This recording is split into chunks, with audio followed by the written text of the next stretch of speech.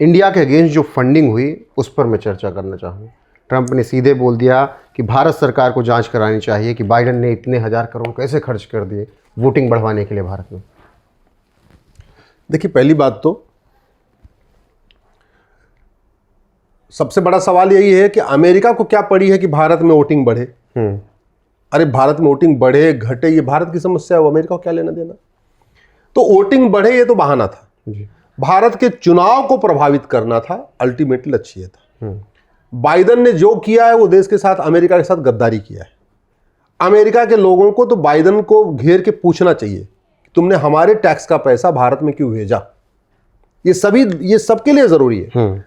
जो गलत है वो गलत है। अमेरिकन्स को बाइडेन को घेर घेर के पूछना चाहिए कि हमारे टैक्स का पैसा तुमने भारत क्यों भेज दिया, पहले तो बताओ।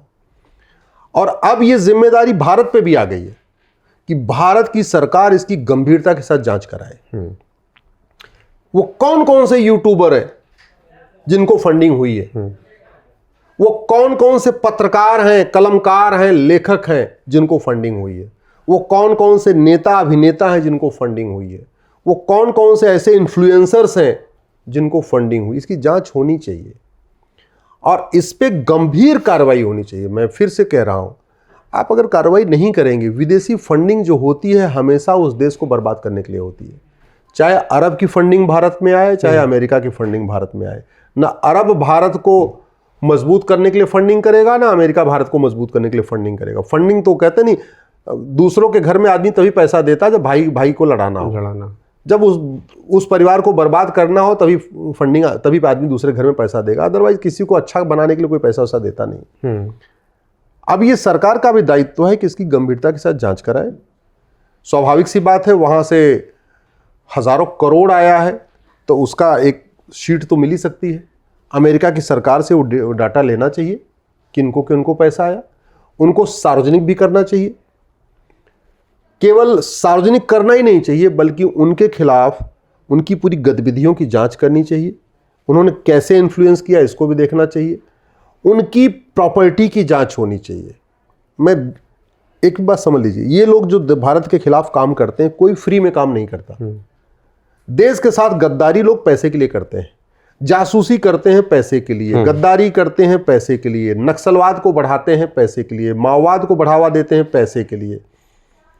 मिशनरियां जो काम कर रही है बाहर से फंडिंग आ रही है इसलिए काम कर रही है। भारत में जो धर्मांतरण होता है वो भी उसकी विदेशी फंडिंग आती है इसलिए होता है। चाहे अलगाववाद हो, चाहे कश्मीर का अलगाववाद है, चाहे मणिपुर का अलगाववाद हो, चाहे कहीं का अलगाववाद, ये फंडिंग चलती है, इसकी पूरा एक पैटर्न है। जैसे बांग्लादेश में जो किया गया वो भी पैसा गया तो वहां पे सब पूरा हुआ। तो जो भारत को बर्बाद करने के लिए पैसा ले सकते हैं बाहर से, उनके ऊपर तो देशद्रोह का मुकदमा दर्ज होना चाहिए।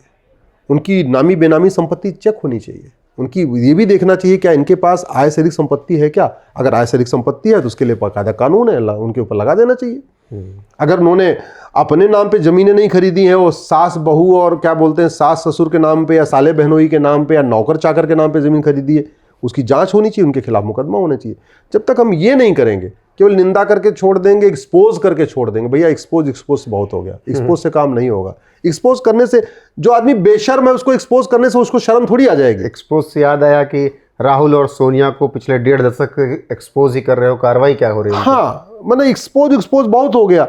मुलायम सिंह को एक्सपोज कर लिए, शरद पवार को एक्सपोज कर लिए, उनको एक्सपोज कर लिया, अब्दुल्ला को एक्सपोज कर लिए, महबूबा को। अरे भैया सबको एक्सपोज हुआ, ये भ्रष्ट है, ये भ्रष्ट। कार्रवाई क्या? कार्रवाई कुछ नहीं है। तो कार्रवाई करना जरूरी है। मुझे समझ में नहीं आता है कि कार्रवाई क्यों नहीं हो रही है देश में। कार्रवाई होनी चाहिए।